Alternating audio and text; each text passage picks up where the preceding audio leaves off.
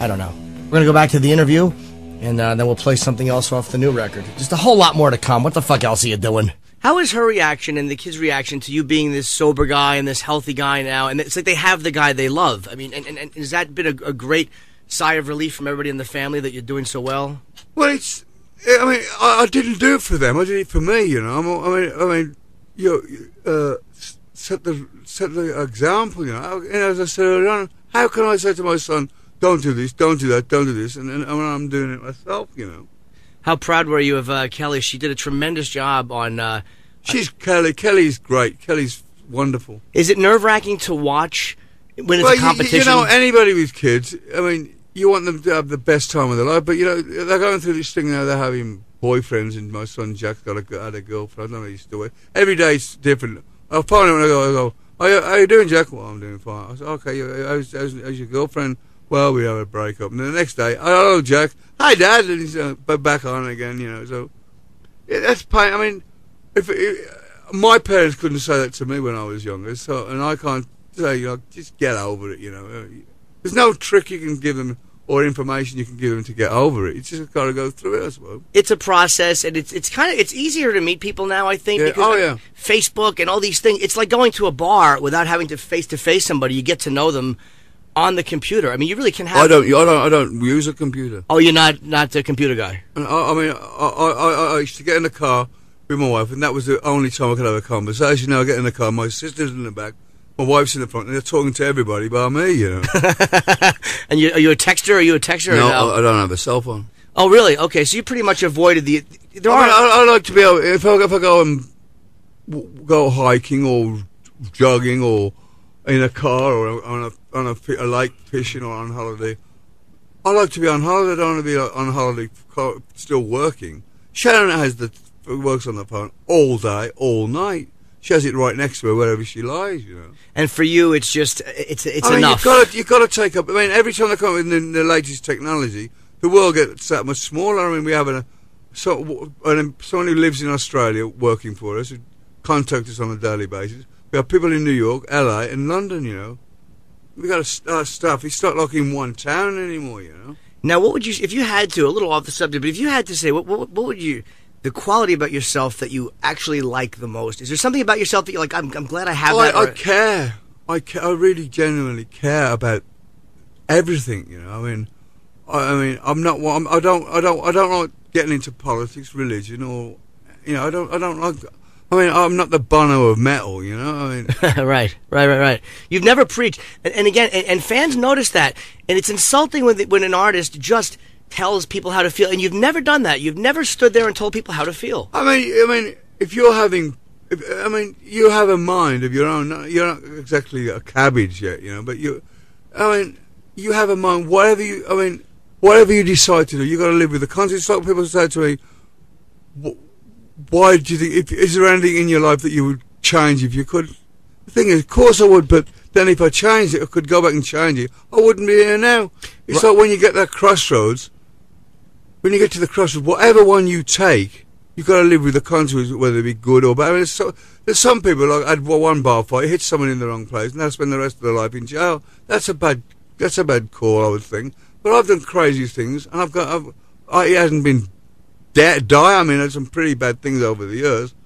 I mean, for instance, when I went out and got drunk one night and woke up in jail and was charged with attempted murder with Sharon, it wasn't my idea, you know. No, I didn't go, I'm going to go and have half a bottle of vodka and 17 beers and come back and kill my wife. That was not, but that's what happens.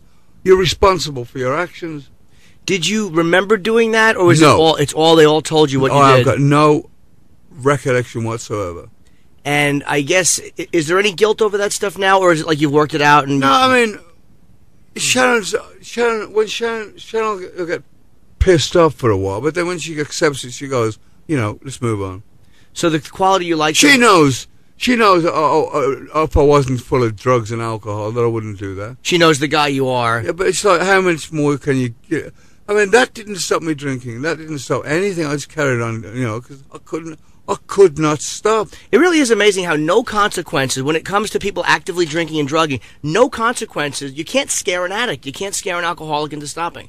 I know. I mean, when you wake up in a jail and you're in a feces smeared cell, and you're lying there and you think, how the hell? It's like my biggest fear was, I thought, well, I used to go, what if I do have blackheads? What if I wake up one morning and this cop knocks my door with an old lady or something, and she goes, that's the one that killed my kid in a car wreck. Yeah. It frightened the hell out of me, but it didn't stop me until it kind of happened, but it happened in a worse way because my wife was into one of the kid. It was my wife. Anybody, you know. But that didn't stop me until I had enough of feeling sick and tired. You're sick and tired of being sick and tired. That was when I stopped. I just did not want to do it. I couldn't go on. I was like, it was like insanity because they say that insanity is doing the same stupid thing twice, but expecting a different result. Right, you know. Yeah, and there really is. We're masters as alcoholics and we're masters of justifying. Oh yeah. Oh, if you didn't work me so hard, I wouldn't have to drink 8 bottles of vodka every week. You know, it's. I mean, we always forget the dreaded part of it, and remember the 5 seconds of fun. Because after the first drink, it was over. Well, I only had 1 bottle. I've only had 2 bottles. You know. Were blackouts scary for you, or were you kind of like? It was like not knowing what it's like. I liken it to being going insane that you don't know. It's like Dr. Jekyll and Mr. Hyde when he would wake up and he would like be Dr. Jekyll again. You know, Mr. Hyde would go out and do all these. That's what a blackout's like. Dr. Jekyll and Mr. Hyde. I would partially black out, and then you start remembering half of it. It would like, I don't want to know. I don't want to know. It's like when you wake. At first, I'd get there, and so you wake up in the morning and you go, oh, it wasn't it? And then you look by the expression on everybody else's face around you, and you go, okay. And then you go, oh my God, I remember that. And it slowly, as the day goes by, it comes back a little bit. Yeah, it starts to. Sharon one time, one of the kids were having a birthday party at the house. She said to me the following day, she goes, you should have seen the way you were yesterday. And I go, drinks, I'm playing with the kids. She goes, but do you want to see the way you're? I go, what do you want? And then she goes, I videoed you. She put the video in, and it was like, I dived to turn it. I was like, whoa! I thought I was like a clown, but I was like the kids were all in the shed in the garden screaming in fear, you know. You had really kind of wrecked the birthday party in a drunken stupor, but thought you were enchanting and the fun guy and the fun dad. Yeah, but you know, throughout it all, my music's kept me going, I think. Well, the music, and what's amazing to me is for somebody who has been performing as long as you have and has got as much material as you, to put out something that is so relevant. I mean, the new album is it sounds fresh. It sounds new. None of it, there's no filler on it. You're not like, all right with this. The whole thing is good from top to bottom. And you have to be looking forward to going out and promoting and performing this stuff. And CSI, I mean, what a nice place to have your song premiere. All right.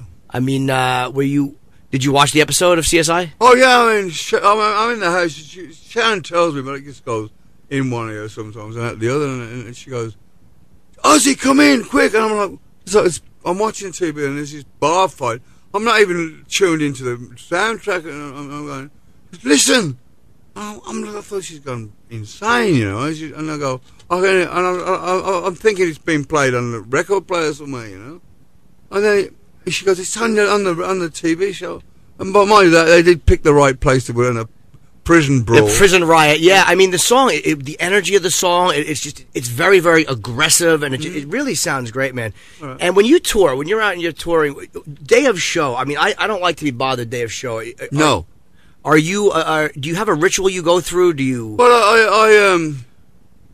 I do. It's like I don't eat food after 4 hours before I go on. After 4 hours, I have to do the diet. If I go on with food in most of my, it slows me down. Yeah. You know.